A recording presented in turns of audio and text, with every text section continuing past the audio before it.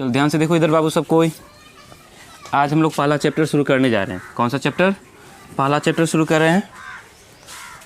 इस पहला चैप्टर में मान लेते हैं कि आप लोगों को कुछ भी नहीं आता है, ज़ीरो, कुछ भी नहीं आता है। ठीक है,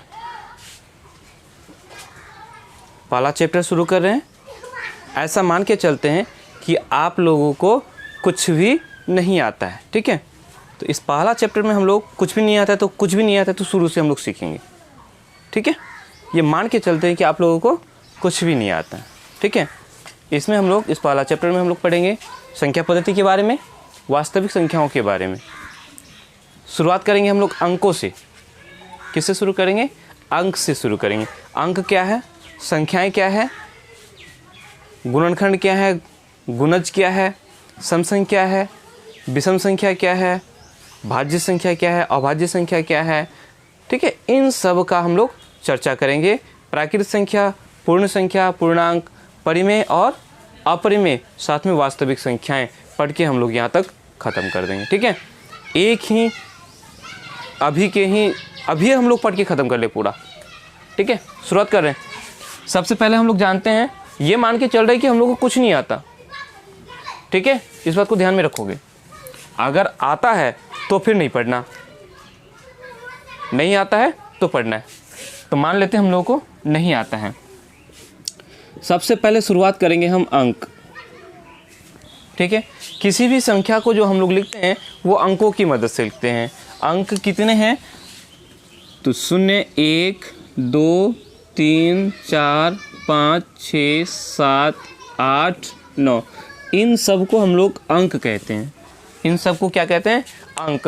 और इन्हीं की मदद से हम लोग किसी भी संख्या को लिखते हैं। ठीक है, जैसे इस संख्या को हमने लिखा, ये इतनी बड़ी संख्या को लिखा, तो किसकी मदद से लिखा? इन्हीं अंकों की मदद से। 4, 6, 8, 9, इन्हीं अंकों की मदद से लिखा। अब पूछा जाए कि इस संख्या में, ये पूरा एक संख्या हुआ, ये पूरा क्या हुआ?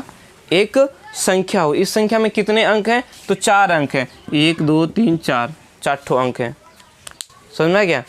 ये 4 अंकों की संख्या हुआ। संख्या समझ में आ गया? ठीक है ना। दूसरी बात ध्यान रहे, प्रत्येक ये संख्याएं अंक है, ये संख्याएं अंक है। ठीक है ना, लेकिन सभी संख्याएं अंक नहीं है। अभी जैसे उदाहरण लिया, ये वाला जो हमने उदाहरण लिया, ये एक संख्या है, ये पूरा एक अंक नहीं है। समझ में आ गया? 9, ये अकेले में एक अंक भी है और साथ में ये संख्या भी है। इस बात को याद रखना है। ठीक है, अंक समझ में आ गया होगा मेरे ख्याल से। और हाँ, जब अकेले की अगर बात करेंगे तो इस शून्य को अंक कहेंगे, ये संख्या नहीं होगा। शून्य को हम क्या कहेंगे? अंक कहेंगे, लेकिन संख्या नहीं कहेंगे। एक को, इस एक को हम लोग संख्या भी बोलेंगे और अंक भी बोलेंगे।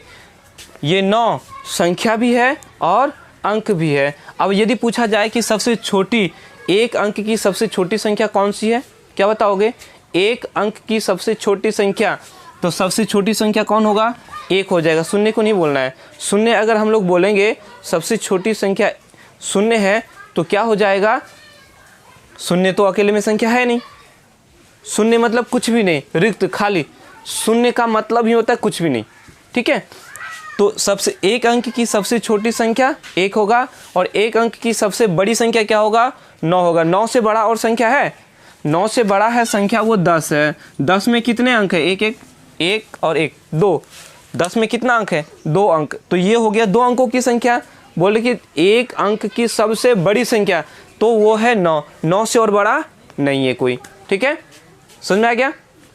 और एक अंक की सबसे छोटी संख्या वो 1 है, 1 से और छोटी नहीं है। 1 से छोटी 0 है, तो 0 हम लोग का संख्या नहीं है, उसको हम लोग अंक बोलेंगे। ठीक है, अब यदि पूछा जाए 2 अंकों की सबसे छोटी संख्या, 2 अंकों की सबसे छोटी संख्या, सबसे छोटी संख्या क्या होगा? 10 ही होगा। 10 से छोटा और कोई है जो 2 अंक का है? नहीं है। बोलेंगे सर 0, 9, 0, 9, इसमें भी तो 2 अंक है। नहीं सर, इसमें 0, पहले 0 होने का इसका कोई मतलब नहीं है। 0, 9, इसका मतलब 9 ही है, 9 के अलावा कुछ नहीं है। ऐसा नहीं है कि इसमें 90 है। समझ रही बात? समझ रहे हो ना? तो 2 अंकों की सबसे छोटी संख्या 10 है और 2 अंक की सबसे बड़ी संख्या क्या होगा? 99 होगा। इससे बड़ा और है? 99 के बाद क्या आ जाता है? 100। तो 100 ज़्यादा ना हो गया? 99 से आगे बढ़ेंगे तो 100 हो जाएगी। ये 3 अंकों का हो गया। समझ में आ गया? 1 अंक की सबसे छोटी संख्या 1, 2 अंक की सबसे छोटी संख्या 10, 3 अंक की सबसे छोटी संख्या 100 और 4 अंक की सबसे छोटी संख्या बोले तो क्या हो जाएगा?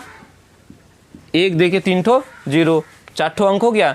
इससे छोटा और नहीं है। ठीक है, इससे छोटा हो जाएगा तो क्या हो जाएगा? 3 ठो 9 हो जाएगा, 999 हो जाएगा। ये हम लोग का हो गया 3 अंकों की सबसे बड़ी संख्या। सबसे बड़ा संख्या 3 अंक का, कई ठो अंक? 1 2 3 ठो अंक है ना, सबसे बड़ा संख्या हो गया ये। ठीक है, इस तरह से तुम लोग को समझ में आ गया होगा मेरे ख्याल से। चलो आगे बढ़ते हैं। संख्या तो बता ही दिया। संख्या किसको कहेंगे? तो अंकों की मदद से हम लोग क्या करते हैं? संख्याएं लिखते हैं। अंकों की मदद से संख्याएं हम लोग लिखते हैं। ठीक है, इससे आगे बढ़ते हैं। गुणज और गुणनखंड की बात करते हैं। गुणज और गुणनखंड के बारे में। ठीक है, गुणज और गुणनखंड क्या है? गुणज जो हम लोगों को आगे समझने में बहुत आसानी हो, उसके लिए ये सारी चीज़ें बता रहे हैं। ठीक है, तो गुणज किसको कहेंगे? पहाड़ा पढ़े हो? 2 का पहाड़ा, 3 का पहाड़ा, 4 का पहाड़ा पढ़े हो कि नहीं पढ़े हो? पढ़े ना? 2 का पहाड़ा में 2 का 2, 2 दूनी 4, 2 तिया 6, 2 चौका 8, 2 5 6 10, 2 छके 12, ये सब पढ़ रहे हो ना? 3 का पहाड़ा पढ़ते हो? 3 का 3, 3 6, 3 तिया 9, 3 चौका 12, 3 5 6 15, इस तरह से पढ़ते हो? पहाड़ा पढ़ते हो कि नहीं? ये किसका पहाड़ा पढ़ा? 2 का पहाड़ा। ये सब के सब 2 का गुणज है। क्या है? ये सब के सब 2 का गुणज है। 3 का पहाड़ा पढ़ा, ये सब के सब 3 का गुणज है। ठीक है, समझ में आया? दूसरा ये समझो, गुणज और गुणनखंड साथ में समझो। जैसे मैंने यहाँ 15 लिखा, 15 को टुकड़ा करेंगे, गुणा के रूप में लिखते हैं। 15 को क्या क्या लिख सकते हैं? 1 गुना 15 लिख सकते हैं कि नहीं? या इसको और टुकड़ा करेंगे तो ये 3 से भी कट सकता है। 3 5 15 होगा कि नहीं? तो हमने 15 का टुकड़ा किया। क्या किया? टुकड़ा किया। बोलेंगे ये जो 15 का जो है ना, ये दोनों गुणनखंड है। क्या है? दोनों गुणनखंड है। क्या है दोनों? 3 और 5 15 का गुणनखंड है। 1 और 15 15 का गुणनखंड है। समझ में आ रहा है? 15 को हमने टुकड़ा किया गुणा के रूप में, टुकड़ा करके गुणा के रूप में लिख दिया। 3 5 15, 15 1 15। ठीक है, तो बोलेंगे 15 का 1 और 15 गुणनखंड है। किसका गुणनखंड है? 15 का। 15 का गुणनखंड है 3 और 5। अब इसको उल्टा समझते हैं। यहाँ बोलेंगे 15 का गुणनखंड 3 और 5 है। 3 और 5 15 का क्या है? गुणनखंड है। अब पढ़ेंगे ये जो 15 है 3 का गुणज 15 है। 3 का गुणज है 15, 5 का गुणज है 15, 1 का गुणज है 15, 15 का गुणज है 15। तो गुणज और गुणनखंड समझ में आ गया? आ गया ना? कोई दिक्कत? अगर हमसे बोला जाए 7 का 3 ठो गुणज लिखिए, 7 का 3 ठो गुणज, बोलेगा 7 का 3 गुणज लिखें। गुणज लिखें तो क्या करेंगे? 7 का 3 ठो गुणज लिखना है तो 7 का पहाड़ा पढ़ के डाल देंगे 3 टो। 7 का कुछ भी, 7 या 21, 21 7 का गुणज है, 7 5 35, 7 का गुणज 35 है, 7 8 है 56, ये 56 भी क्या है 7 का गुणज है। समझ में आ गया, गुणज समझ में आ गया, गुणनखंड भी समझ में आ गया होगा। ठीक है, गुणनखंड में क्या करेंगे, जो संख्या हम लोग का दिया हुआ है, जैसे 21 का बोलेगा 21 का गुणनखंड करो जी। ठीक है, तो कितना कितना गुणनखंड हो सकता है, 21 को अगर 2 ही टुकड़ा करना चाहे तो 21 को हम लोग 7 गुना 3 कर सकते हैं, 1 गुना 21 कर सकते हैं कि नहीं। अगर हम लोग को 56 को अगर देना पड़े तो 56 को हम लोग क्या लिख सकते हैं, 1 गुना 56 लिख सकते हैं कि नहीं। 2 गुना 28 लिख सकते हैं कि नहीं। 56 को हम लोग 3 से तो कटेगा नहीं, 4 से भी काट सकते हैं। 4 से कितना, 4 का 4, 4 चौका 16, 14 चौका 56 कर सकते हैं। या हम इसको 5 से तो कटेगा नहीं, 6 से कटेगा नहीं, कटेगा 7 से भी कटेगा, तो हम लिख सकते हैं 7 गुना 8 लिख सकते हैं कि नहीं। समझ रहे हो, तो हम क्या कर सकते हैं, इस 56 को 1 गुना 56 लिख सकते हैं, 2 गुना 28 लिख सकते हैं, 4 गुना 14 लिख सकते हैं, 7 गुना 8 लिख सकते हैं।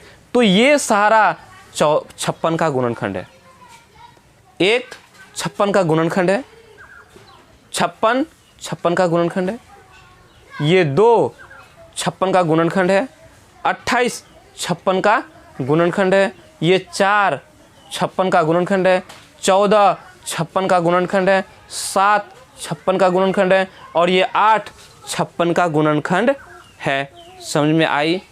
और उसके उल्टा 1 का गुणज है 56, 56 का गुणज है 56, 2 का गुणज है 56, 28 का भी गुणज है 56, 4 का गुणज है 56, 14 का गुणज है 56, 7 का गुणज है 56, 8 का गुणज है 56। ठीक है, गुणज और गुणनखंड समझ में आ गया समझ में। एक बार इसको समझो,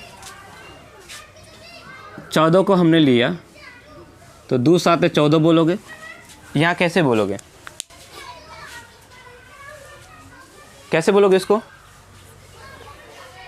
14 का गुणनखंड 2 और 7 है, 14 का गुणनखंड 2 और 7 है, 2 का गुणज 14 है, 7 का गुणज 14 है।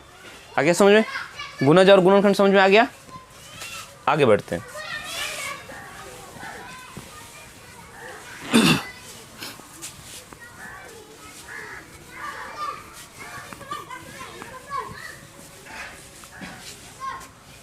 आगे बढ़ते हैं, सम संख्या और विषम संख्या के बारे में पढ़ते हैं। सम संख्या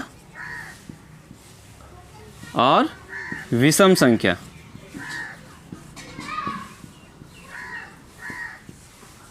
सम संख्या किसको कहेंगे और विषम संख्या किसको कहेंगे? सीधी सीधी बात, जो 2 से भाग लग जाए सम संख्या होगा, और जो 2 से भाग ना लगे वो विषम संख्या होगा। जो 2 से भाग लग जाए सम संख्या, और जो 2 से भाग ना लगे विषम संख्या। ठीक है, समझ में आया? तो 2 से कौन कौन भाग लगेगा? ये 2 भाग लग सकता है, 4 लगेगा, 6 लगेगा, 8 लगेगा, 10 लगेगा, 12 लगेगा, 14 लगेगा, 16 लगेगा, 18 लगेगा, इसी तरह से बहुत सारे लग सकता है। ये सारे को हम लोग कहेंगे सम संख्या।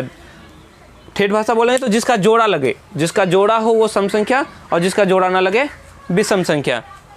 2 का जो 2 मिलकर के 1 जोड़ा होता है, 4 में 2 जोड़ा है, 3 में 6 में 3 जोड़ा है। समझ में आ रहा है? आ रहा है कि नहीं? दूसरा, हाँ, सम संख्या को पहचानने का तरीका भी यही है। क्या तरीका है? कोई बड़ा संख्या है, 4 6 8 9 7 0। अब बोलेंगे ये संख्या, ये क्या है, सम है या विषम? सम संख्या है या विषम संख्या? तो कैसे पता करेंगे सम संख्या है या विषम संख्या? कैसे पता करेंगे? तो लास्ट में देखेंगे। लास्ट में क्या है? शून्य है। लास्ट में ये जो लास्ट है, लास्ट में अगर शून्य रहे 2 रहे, 4 रहे, 6 रहे, 8 रहे, इन पांचों में से कोई एक रहेगा तो वो संख्या होगा सम संख्या। क्या होगा? सम संख्या होगा। लास्ट में अगर सम संख्या है तो सम संख्या।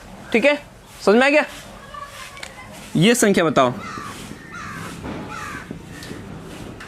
ये क्या है?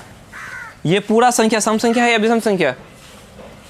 लास्ट में देखो 4 है, तो 4 क्या है? सम संख्या है, तो बोलेंगे ये पूरा संख्या सम संख्या है। समझ में आ गया?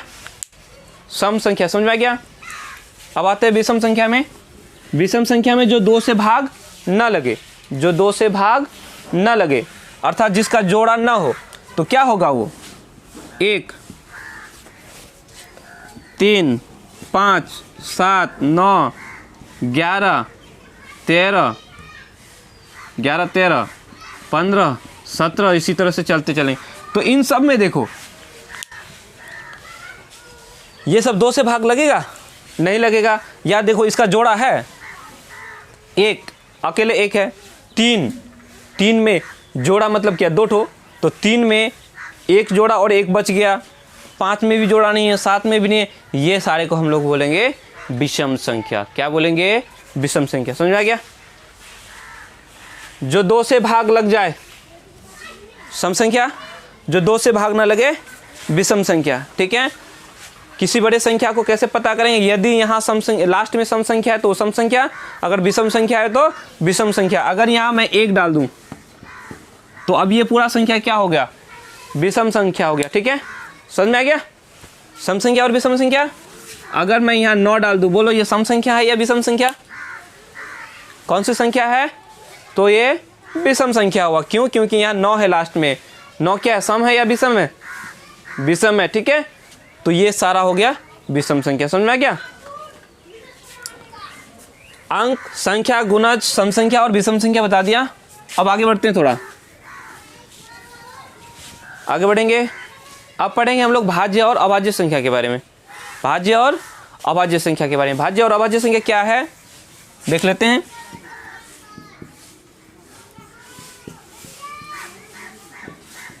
भाज्य संख्या और अभाज्य संख्या।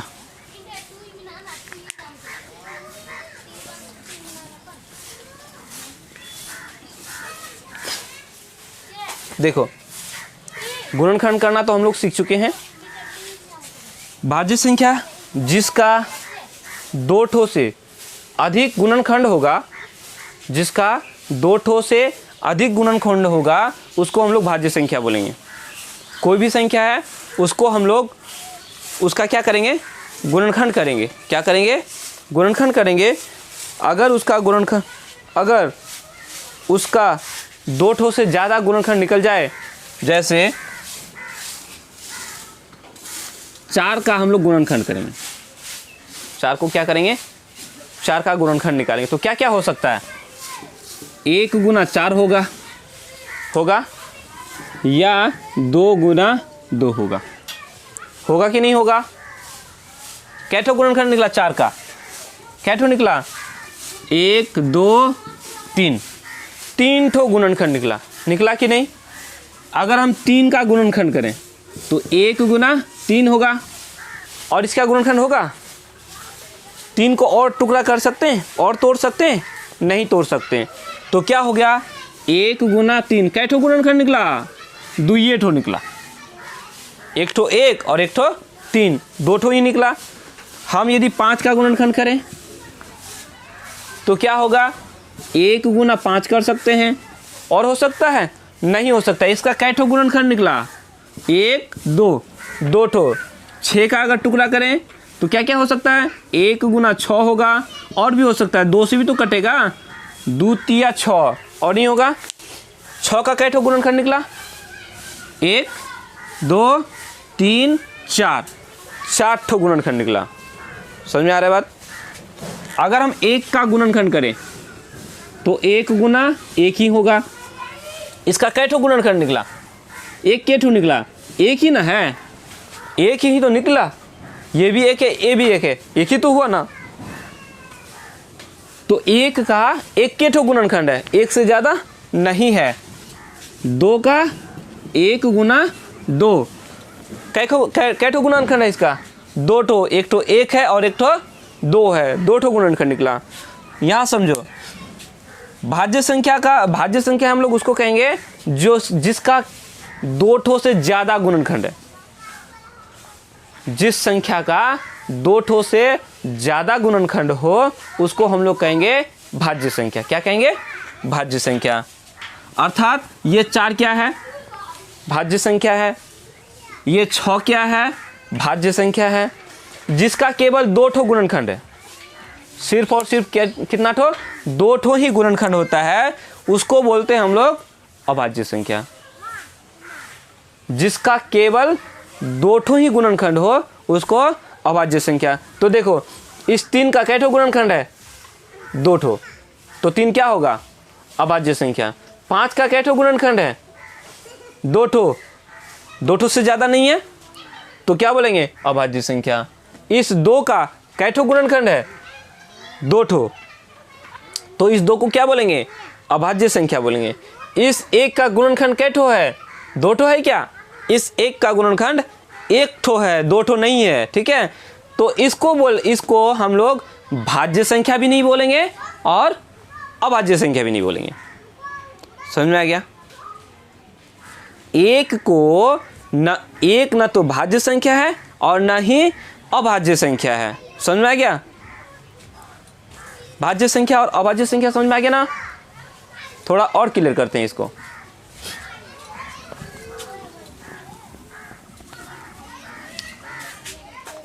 शुरुआत करेंगे हम लोग गिनती की संख्याओं को, तो 1 2 3 4 5 6 7 8 9 10 11 इसी तरह से हम लोग चलते जाएंगे। नहीं, हम लोगों ने सम संख्या पढ़ा था, ये 2 सम संख्या था, 4 6 8 10 ये सारा सम संख्या है। विषम संख्या जो जोड़ा नहीं है, 1 3 5 7 9 11 ये विषम संख्याएं हैं। और भाज्य संख्या में हम लोग अलग पढ़ा, भाज्य संख्या किसको कहेंगे? जिसका 2 ठो से ज़्यादा गुणनखंड होगा उसको हम लोग भाज्य संख्या बोलेंगे। जिसका 2 ठो से ज़्यादा गुणनखंड होगा उसको क्या बोलेंगे? भाज्य संख्या बोलेंगे। तो 2 ठो से ज़्यादा किसका किसका गुणनखंड निकला? इस 1 का केवल 1 ठो गुणनखंड निकला, इस 2 का 2 ठो गुणनखंड निकला, इस 3 का 2 ठो गुणनखंड निकला, इस 4 का 3 ठो गुणनखंड निकला। नहीं निकला? 4 को जो हम लोग किए 1 गुना 4 या 2 गुना 2, कै ठो गुणनखंड है? 1 ठो 1 है, 1 ठो 4 है और 1 ठो 2 है, तो 3 ठो गुणनखंड निकला। निकला कि नहीं निकला? तो यह इसका 3 ठो गुणनखंड निकला, इसका 2 ठो निकला, इसका 4 ठो निकला था। नहीं, 6 का गुणनखंड 1 गुना 6 2 तिया 6, तो कै ठो निकला? 1 2 3 4 ठो गुणनखंड। तो ये मेरा भाज्य संख्या, ये मेरा भाज्य संख्या, ये 8 भी भाज्य संख्या है, ये 9 भी भाज्य संख्या है, ये 10 भी भाज्य संख्या है, 11 भाज्य संख्या नहीं है। गुणनखंड करके देख सकते हो, देख लो। ठीक है, समझ में आया? तो अब अगर हम लोग को पूछा जाए कि सबसे छोटी भाज्य संख्या, सबसे छोटी भाज्य संख्या कौन सी है? सबसे छोटी भाज्य संख्या कौन सी है? सबसे छोटी भाज्य संख्या हम देखेंगे, 1 तो भाज्य नहीं है, नहीं अभाज्य, न तो भाज्य न तो अभाज्य है, 2 ये अभाज्य संख्या है, 3 ये अभाज्य संख्या, ये 4 भाज्य संख्या है। तो 4 से और छोटा है क्या भाज्य संख्या? नहीं है। 4 से आगे ज़्यादा ही है, 4 से बड़ा 6 है, 6 से बड़ा 8 है, 8 है 9 है 10 है, इस तरह से बड़ा है। नहीं, तो हम बोलेंगे सबसे छोटी संख्या, सबसे छोटी भाज्य संख्या क्या है? वो है 4। ठीक है, टाइम कितना बजे? 3 बजे। कल नहीं आई थी? कल नहीं आई थी? हाँ। कल आई थी कि नहीं?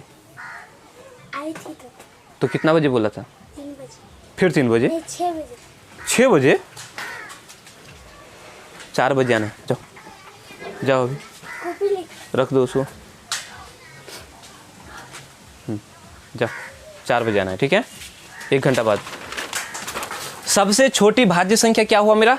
4 हुआ। सबसे बड़ी नहीं बता सकते, 10 के बाद 11 तो नहीं है, 12 तो भाज्य संख्या है, किसी से कटेगा ना जी।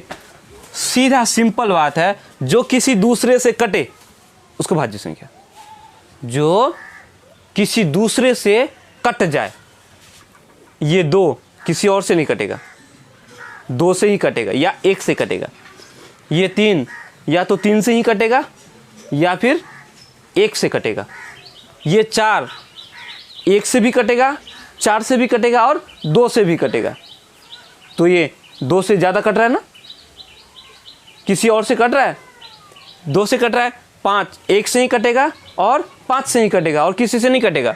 ये 6 1 से भी कटेगा, 6 से भी 1 से और 6 से तो कटेगा ही, ठीक है। और साथ में 2 से भी कटेगा, 3 से भी कटेगा। ये 7 किसी से कटेगा नहीं कटेगा। ये 8 2 से भी कटेगा, 4 से भी कटेगा। ये 9 3 से कटेगा, कटेगा ना। ये 10 2 से भी कटेगा, 5 से भी कटेगा। ये 11 किसी से कटेगा नहीं कटेगा। जो किसी से ना कटे वो अभाज्य संख्या, और जो किसी से कट जाए वो भाज्य संख्या। सिंपल बात, जो किसी से नहीं कटे वो अभाज्य संख्या और जो किसी से कट जाए वो भाज्य संख्या। याद रहेगा। एक को छोड़ के ये एक हम लोग का ना तो भाज्य है और ना ही अभाज्य है। अब पूछा जाए कि सबसे छोटी सबसे छोटी अभाज्य संख्या, अभाज्य संख्या, सबसे छोटी अभाज्य संख्या कौन सी है? तो सबसे छोटी अभाज्य संख्या हम लोग का 2 होगा। सबसे छोटी अभाज्य संख्या क्या होगा? 2। 2 से और छोटा है जो अभाज्य संख्या है? नहीं है। 2 से छोटा 1 है, तो 1 को तो हम लोग ना तो भाज्य बोलेंगे ना ही अभाज्य बोलेंगे, ठीक है। तो सबसे छोटी अभाज्य संख्या होगा 2। याद रहेगा। हमने बताया अंक, अंक कितना है? 10 ठो। क्या क्या है? 0 1 2 3 4 5 6 7 8 9। अंकों की मदद से हम लोग संख्याओं को लिखते हैं। गुणज बताया, गुणज बताया और गुणनखंड भी बताया। गुणज बताया और गुणनखंड बताया। गुणनखंड क्या, गुणज और गुणनखंड में क्या करते हैं? कोई संख्या है, जब उसको हम लोग टुकड़ा करके गुना के रूप में लिखते हैं, तो जो गुना के रूप में लिखते हैं, ठीक है, उसको हम लोग बोलते हैं गुणनखंड बोलते हैं। क्या बोलते हैं? गुणनखंड बोलते हैं। और उसके बाद जो गुणनखंड के रूप में है, गुणनखंड का गुणनफल 4 गुना 5 लिखे, तो 4 गुना 5 करेंगे तो कितना मिलेगा? 20 मिलेगा। इन दोनों गुणनखंडों का गुणनफल है 20। नहीं तो बोलेंगे इनका जो है ना ये गुणज है, इन गुणनखंडों का ये गुणज है। 4 का गुणज है, 5 का गुणज है। और उल्टा बोलेंगे तो 20 का गुणनखंड है 5, 20 का गुणनखंड है 4, ठीक है। गुणज गुणनखंड बताया। सम और विषम बताया। सम संख्या जिसका जोड़ा रहे या 2 से भाग लग जाए जो, उसको सम संख्या। जिसका जोड़ा न हो अर्थात जो 2 से भाग नहीं लगे उसको विषम संख्या बोलते हैं, ठीक है। भाज्य संख्या जिसका 2 से ज़्यादा गुणनखंड होगा उसको भाज्य संख्या बोलेंगे। जिसका 2 से ज़्यादा गुणनखंड होगा उसको भाज्य संख्या बोलेंगे। या सिंपल बात, जो किसी से भाग लग जाए वो भाज्य संख्या, जो किसी दूसरे से भाग लग जाए वो भाज्य संख्या।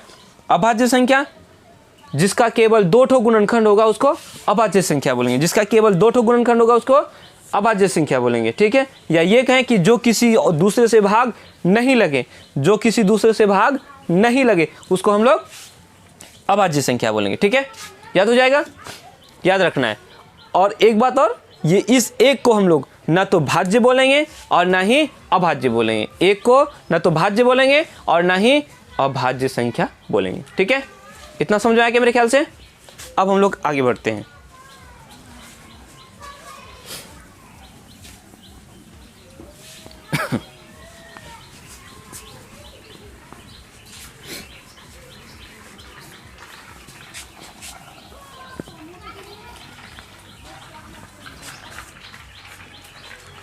अब पढ़ेंगे हम लोग प्राकृत संख्या पढ़ेंगे।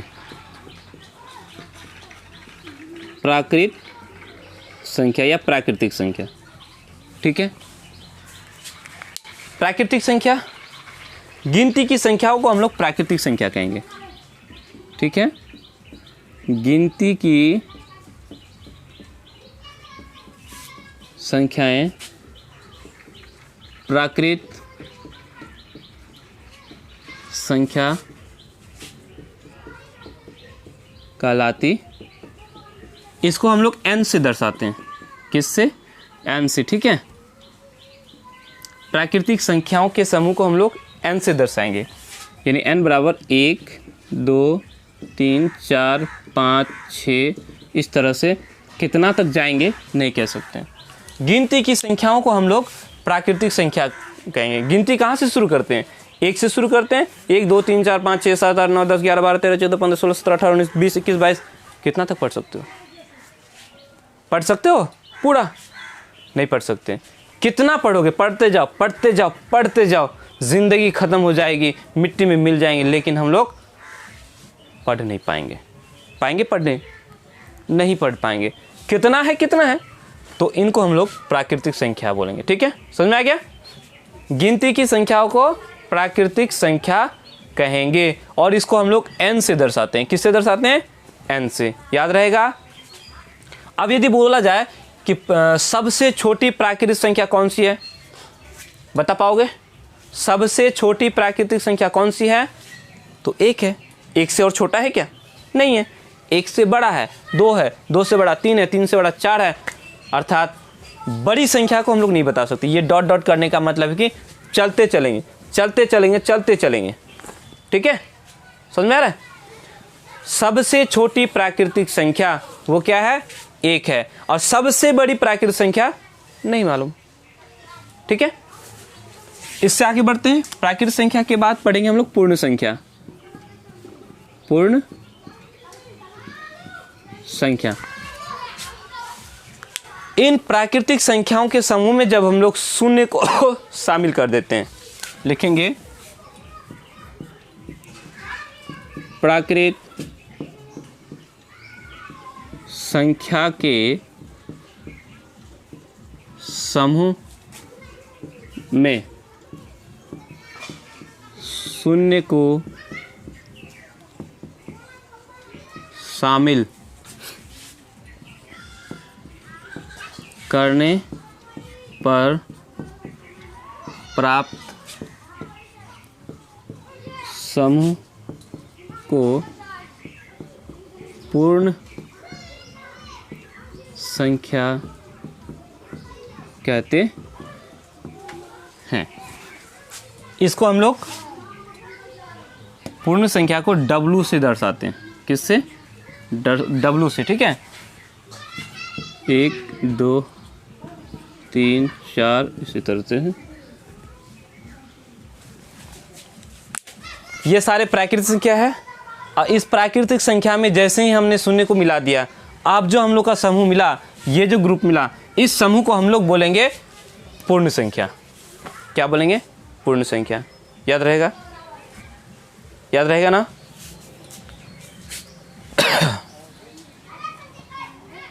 चलो, अब हम लोग से अगर पूछा जाए कि सबसे पूर्ण संख्या, सबसे छोटी पूर्ण संख्या क्या है, तो 0 है। और सबसे बड़ी क्या है? नहीं मालूम। याद रहेगा? ये सारे पूर्ण संख्या हैं। अब हम यहाँ कह सकते हैं कि जितना भी प्राकृतिक संख्या है वो सब के सब पूर्ण संख्या है।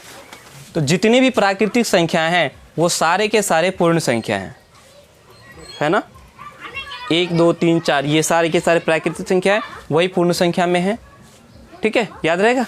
जितना भी प्राकृतिक संख्या है वो सब के सब पूर्ण संख्या है, लेकिन सब के सब पूर्ण संख्या प्राकृतिक संख्या नहीं है।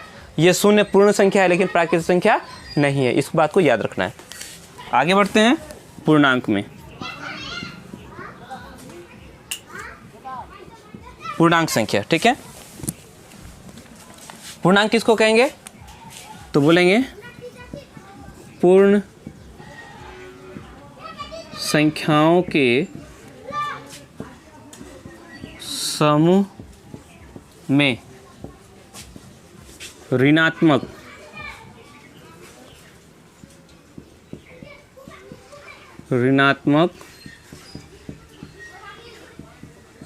संख्याओं को शामिल करने पर प्राप्त समूह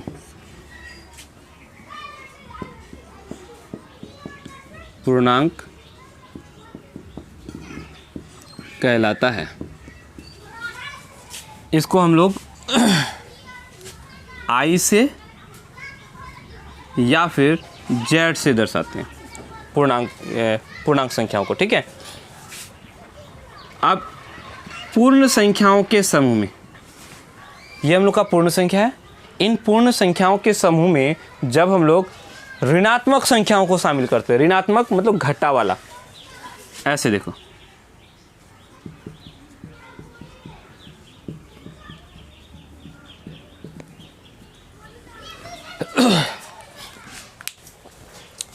इधर से डॉट डॉट कर दिए, घटा 3, घटा 2, घटा 1, 0, 1, 2, 3, 4, 5, इस तरह से करते जाए। उधर कितना दूर जाएंगे नहीं मालूम, इधर कितना दूर है नहीं मालूम। ठीक है, ऋणात्मक संख्या पता है, जिसमें जोड़ का चिन्ह होगा वो धनात्मक, याद रखो। प्लस को क्या बोलते हैं? धन, इस चिन्ह को बोलते हैं धन, और घटा को बोलते हैं ऋण। जोड़ को धन और घटा को ऋण बोलते हैं, याद रहेगा।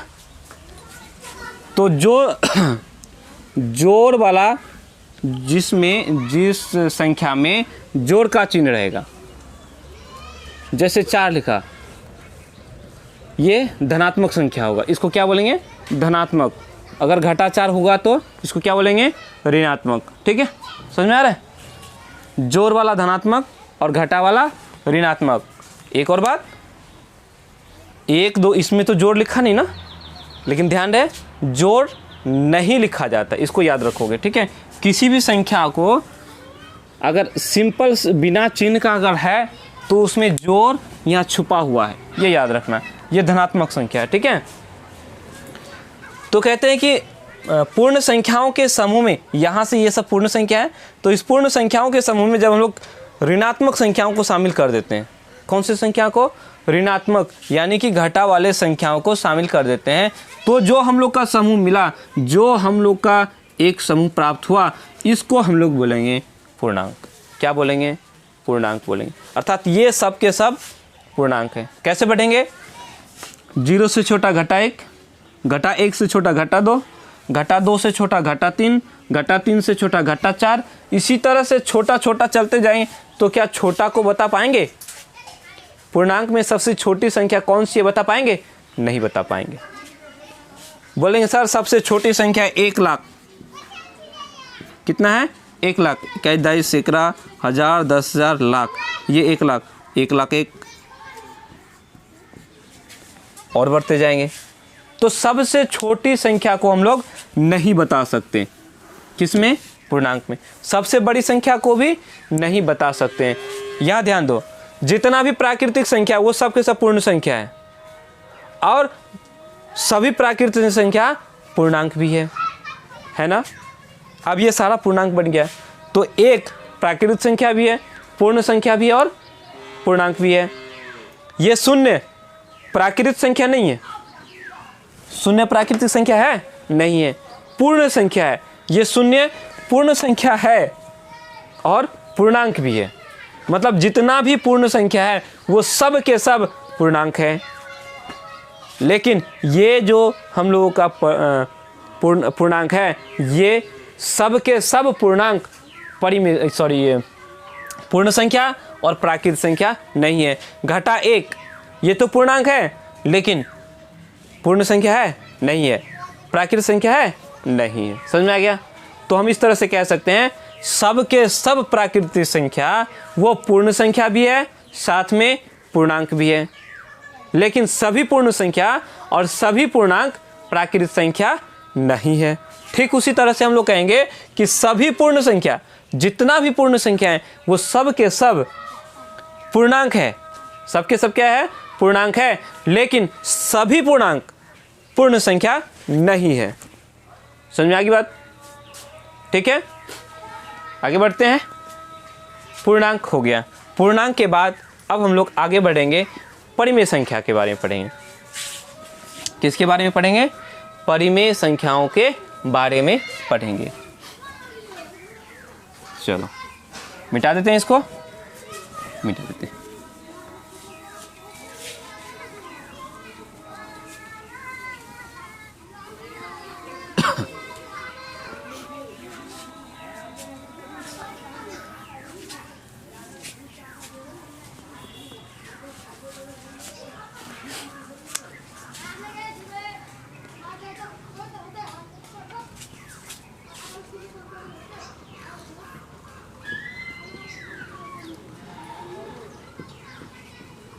अब हम लोग समझेंगे परिमेय संख्या क्या है।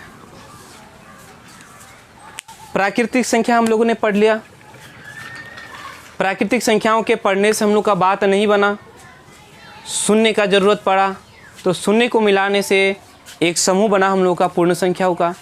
पूर्ण संख्याओं के पढ़ने से भी हम लोगों का बात नहीं बना, हम लोगों को ज़रूरत पड़ा ऋणात्मक संख्याओं का, तो हमने फिर ऋणात्मक संख्याओं को शामिल कर लिया, तो जो समूह मिला उसको हम लोगों ने नाम दिया पूर्णांक। ठीक है। अब पूर्णांक के पढ़ने से भी हम लोगों की समस्याएं हल नहीं होता है यहाँ। जैसे हम लोगों से अगर कुछ बोले, ये एक संख्या लेते हैं 2/3। 2 रुपये को 3 आदमी के पास बांटना है। 2 रुपये को 3 आदमी के पास बांटना है, तो ये हम लोग का एक संख्या प्राप्त हुआ 2/3। तो 2/3 क्या हम लोगों ने प्राकृतिक संख्या में पढ़ा है? 2 पढ़ा है, 3 पढ़ा है, लेकिन 2/3 कभी नहीं पढ़ा है। पूर्ण संख्याओं में पढ़ा? नहीं पढ़ा। पूर्णांक में पढ़ा? नहीं पढ़ा। तो इसको हम लोग पढ़ने जाएंगे, वो क्या बोलेंगे? परिमेय संख्या। ठीक है। तो परिमेय संख्या को हम लोग परिभाषित करेंगे, किसको कहेंगे? परिमेय संख्या।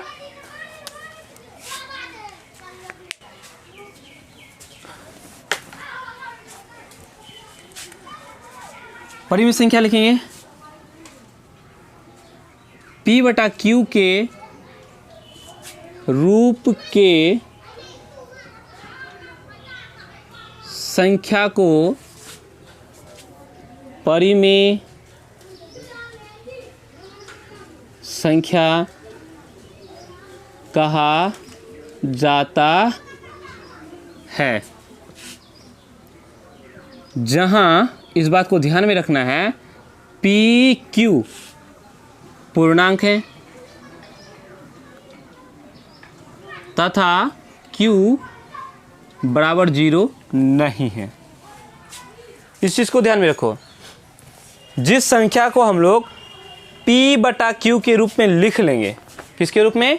P/Q के रूप में लिख लेंगे, तो उसको हम लोग परिमेय संख्या कहेंगे। शर्त होगा कि P और Q दोनों ही पूर्णांक होना है। P और Q दोनों ही क्या होना चाहिए? पूर्णांक होना चाहिए। ठीक है, समझ में आ रही बात? और ये Q 0 नहीं होना है, Q नीचे ये 0 नहीं होना है। आगे समझ रहे हैं? जैसे हम लोगों ने दिया -2 3, ये ऊपर वाला P और नीचे वाला Q, तो हो ना गया P/Q, हो गया ना? P/Q के रूप में हो गया। आप कहते हैं कि P और Q दोनों पूर्णांक होना चाहिए। P और Q दोनों क्या होना चाहिए? पूर्णांक होना चाहिए। तो देखो -2 पूर्णांक नहीं है? पूर्णांक है। 3 पूर्णांक है?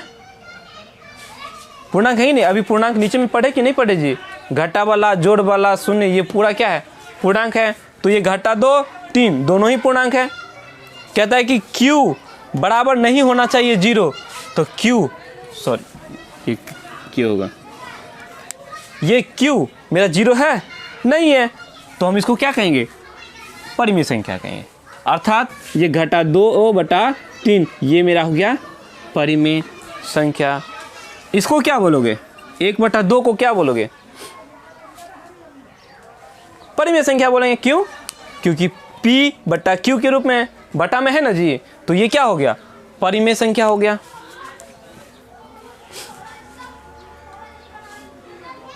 समझ में आ रही है कि नहीं? समझ में आ गया ना? ये सारे के ये परिमेय संख्या हो गया। और उदाहरण? अच्छा बताओ, ये घटा 5 परिमेय संख्या है या नहीं है? बोलो, परिमेय संख्या है या नहीं है? परिमेय संख्या है। नहीं है? कैसे नहीं है? यहाँ देखो, इस घटा 5 को सबको पता है कि नीचे में एक छुपा रहता है बटा में, नहीं रहता है? घटा 5 को हम लोग घटा 5/1 लिख सकते हैं कि नहीं? बिल्कुल लिख सकते हैं। जब लिख सकते हैं तो ये मेरा घटा 5 क्या होगा? परिमेय संख्या होगा। ये भी पूर्णांक है, ये भी पूर्णांक है, P/Q के रूप में हो गया, तो ये क्या हुआ हम लोग का? परिमेय संख्या हो गया। समझ में आ गया? अगर लिखें 7/0, आप बोलो ये परिमेय संख्या है कि नहीं? परिमेय संख्या है, बिल्कुल है कि नहीं? ये 7 पूर्णांक है, ये 0 भी पूर्णांक है, तो P और Q दोनों को पूर्णांक होना चाहिए, तो दोनों पूर्णांक में है, बटा में होना चाहिए, दोनों बटा में है, तो परिमेय संख्या होना क्या जी? परिमेय संख्या हुआ? नहीं हुआ परिमेय संख्या। क्यों नहीं हुआ? क्योंकि एक शर्त यहाँ है कि ये जो Q है ना, 0 नहीं होना चाहिए। तो यहाँ देखो, ये Q हम लोगों ने 0 ले लिया, तो क्या ये परिमेय संख्या है? नहीं है, ये परिमेय संख्या हम लोगों का नहीं है। समझा क्या? नीचे हम लोग का 0 नहीं होना चाहिए। एक और चीज, और एक दो उदाहरण लेते परिमेय संख्या को समझने के लिए हम लोग। 7/√2 दे दिया, बोलो ये परिमेय संख्या है क्या? इसको रूट बोलते हैं, √2। ये चलो P/Q तो हो गया, ये P मेरा पूर्णांक है, लेकिन ये √2 पूर्णांक है। 2 तो पढ़े हैं, लेकिन √2 पढ़े क्या? पूर्णांक में √2 पढ़े? नहीं पढ़े। ये √2 पूर्णांक नहीं है। जब नहीं है तो हम इसको परिमेय संख्या नहीं बोलेंगे। समझ में आ गई बात? समझ में आया कि नहीं आया? तो ये हुआ हम लोग का परिमेय संख्याओं के बारे में। परिमेय संख्याएं हम लोग को समझ में आ गया। हाँ, एक और बात, अब हम देखेंगे जितना भी प्राकृतिक संख्याएं हैं, 1 2 3 4 5 6 7, सबके नीचे में एक छुपा हुआ है ना, मतलब सबके सब क्या हो गया? परिमेय संख्या हो गया। 1 2 3 4 5, ये सबके सब प्राकृतिक संख्या है, और सबके नीचे क्या है? एक है। एक है कि नहीं? इसका मतलब ये भी परिमेय संख्या, ये भी परिमेय संख्या, ये भी परिमेय संख्या, ये भी जितना भी प्राकृतिक संख्या है वो सब के सब परिमेय संख्या है, एकदम बिल्कुल ठीक है। अब पूर्ण संख्या में शून्य से, तो शून्य को हम लोग 0/1 लिख सकते हैं या 0/2 लिख सकते हैं, कुछ भी लिख सकते हैं, तो ये भी तो परिमेय संख्या हुआ। जितना भी प्राकृतिक संख्या वो सब के सब, जितना भी प्राकृतिक संख्या है वो सब के सब परिमेय संख्या है। लेकिन सभी परिमेय संख्या प्राकृतिक संख्या नहीं है। सबके सब परिमेय संख्या प्राकृतिक संख्या नहीं है, इस बात को याद रखना है। कैसे? 2/7 ये तो परिमेय संख्या है, लेकिन क्या 2/7 प्राकृतिक संख्या है? नहीं है, है ना? अब फिर जितना भी पूर्ण संख्या है वो सब के सब परिमेय संख्या है। जितना भी पूर्ण संख्या है वो सब के सब परिमेय संख्या है, लेकिन सभी परिमेय संख्या पूर्ण संख्या नहीं है। सभी परिमेय संख्या पूर्ण संख्या है? नहीं है। 2/7 ये हम लोग का परिमेय संख्या है, क्या ये पूर्ण संख्या है? नहीं है। समझ में आ गया? ठीक उसी तरह से जितना भी पूर्णांक है, जितना भी पूर्णांक है वो सब के सब परिमेय संख्या है, लेकिन सभी पूर्णांक परिमेय संख्या, लेकिन सभी परिमेय संख्या पूर्णांक नहीं है। आ गया समझ में? ठीक है, चलो परिमेय संख्याएं हम लोगों को समझ में आ गया। इससे आगे और बढ़ते हैं, इससे आगे और बढ़ते हैं हम लोग। आगे हम लोग पढ़ेंगे अपरिमेय संख्या। अपरिमेय संख्या, ठीक है।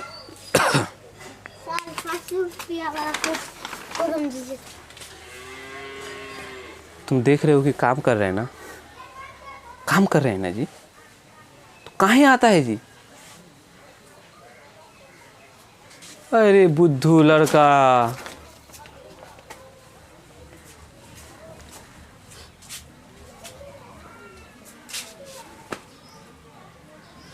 अपरिमेय संख्या जिसको हम लोग P बटा Q के रूप में नहीं लिख सकते उसको हम लोग अपरिमेय संख्या कहेंगे।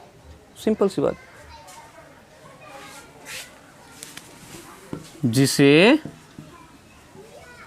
P बटा Q के रूप में नहीं लिखा जा सके उसको हम लोग क्या बोलेंगे? अपरिमेय संख्या। ठीक है, जिसे P बटा Q के रूप में नहीं लिखा जा सके उसको हम लोग क्या बोलेंगे? अपरिमेय संख्या। क्या बोलेंगे उसको? अपरिमेय संख्या। याद रहेगा, जैसे एक संख्या लेते हैं 4 5 4 5 5 4 5 5 5। ध्यान दो, इस संख्या को, ये भी एक संख्या ही है, 1.4554545 इस तरह से बढ़ते, कितना दूर जाएगा नहीं मालूम, ये चलते जाएगा। ये भी तो एक संख्या है, इसको हम लोग P बटा Q के रूप में नहीं लिख सकते। P बटा Q के रूप में नहीं लिख सकते हैं, तो इसको हम लोग बोलेंगे अपरिमेय संख्या। क्या बोलेंगे? अपरिमेय संख्या। ठीक है, जैसे 0.5 है, इसको हम लोग P बटा Q के रूप में लिख सकते हैं। हम क्या करते हैं, इसका दशमलव को हटाते हैं और नीचे क्या करते हैं, दशमलव के बाद एक अंक है तो 1 लगा करके एक ठो 0 लगा देते हैं। 5/10, 0.5 को हम लोग 5/10 लिखेंगे, तो ये हो गया ना P बटा Q के रूप में। लेकिन इस संख्या को हम लोग नहीं लिख सकते हैं। ठीक है, समझ में आ रही बात? आ रही कि नहीं? तो जिस संख्या को हम लोग P बटा Q के रूप में नहीं लिख सकते उसको अपरिमेय संख्या कहेंगे। याद रहेगा? ठीक है, तो अपरिमेय संख्या के लिए हम लोगों को बहुत सारे हैं, √2, √3, √5, √7, इसी तरह से बहुत सारे ऐसी संख्याएं हैं जो अपरिमेय है। ये परिमेय संख्याएं नहीं है, इसको हम लोग P बटा Q के रूप में नहीं लिख सकते हैं। ठीक है, जिसमें से एक पाई, इसको बोलते हैं पाई, ये भी एक अपरिमेय संख्या है। ठीक है, तो परिमेय संख्या भी समझ में आ गया, अपरिमेय भी संख्या समझ में आ गया। परिमेय संख्या जिसको हम लोग P बटा Q के रूप में लिख सकते हैं उसको परिमेय संख्या, और जिसको हम लोग P बटा Q के रूप में नहीं लिख सकते उसको अपरिमेय संख्या कहेंगे। ठीक है, समझ में आ गया। उसके बाद आता है वास्तविक संख्याएं। वास्तविक संख्याएं, तो वास्तविक संख्याएं किसको कहेंगे? परिमेय और अपरिमेय को मिला के सबको वास्तविक संख्या बोलेंगे। ठीक है, बोलेंगे परिमेय और अपरिमेय संख्याओं के समूह को वास्तविक संख्या कहते हैं। वास्तविक संख्या किसको कहेंगे? तो परिमेय संख्या को भी वास्तविक संख्या बोलेंगे और अपरिमेय संख्या को भी वास्तविक संख्या बोलेंगे। दोनों को ही मिला के वास्तविक संख्या बोलेंगे। अब क्या हो गया?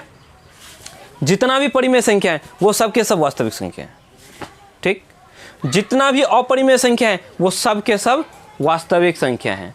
लेकिन लेकिन लेकिन सभी वास्तविक संख्या परिमेय संख्या नहीं है, सभी वास्तविक संख्या अपरिमेय संख्या नहीं है। समझ में आ गया? सभी परिमेय संख्या वास्तविक संख्या है, लेकिन सभी वास्तविक संख्या परिमेय संख्या नहीं है, क्योंकि वास्तविक संख्या में परिमेय और अपरिमेय दोनों है, दोनों को ही मिला के बोलेंगे। आगे समझ में? तो इस तरह से हम लोगों का संख्या के बारे में समाप्त हुआ। जितना ज़रूरत था उतना हम लोगों ने पढ़ लिया। अब हम लोग आगे बढ़ेंगे। अब क्या करेंगे? इससे आगे जानकारी प्राप्त करेंगे, इससे आगे पढ़ेंगे, ठीक है।